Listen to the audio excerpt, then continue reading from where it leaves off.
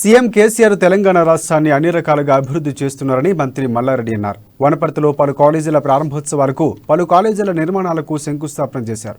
ఈ సందర్భంగా కేసీఆర్ దేశ ప్రధాని కావాలని జోగులాంబ అమ్మవారిని కోరుకుంటున్నట్లు మంత్రి మల్లారెడ్డి వెల్లడించారు. తెలంగాణలో అమలవుతున్న పథకాలు దేశంలో అమలు కావాలని అన్నారు. పక్క రాష్ట్రాలు కూడా తెలంగాణ రాష్ట్ర అభివృద్ధిని గమనిస్తున్నాయని మంత్రి మల్లారెడ్డి పేర్కొన్నారు.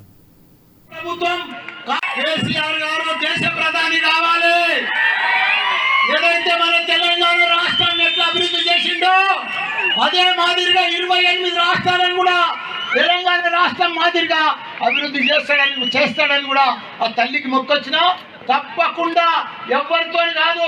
బీజేపీ ప్రభుత్వం కాదు దానికి అన్ని కూడా ధరలు పెంచి అది పెంచి పబ్లిక్ సెక్టర్స్ అని అమ్మి ప్రజలను మోసం చేసి రోజు మోసం చేసి వాళ్ళు పబ్బం గడుపుతున్నారు.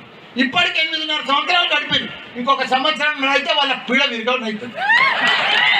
కాంగ్రెస్ ఉన్నది అది దివాళ తీసేది, అది మొత్తం సత్తుపడిపోయింది. కానీ రేపు వచ్చేది బీఆర్ఎస్.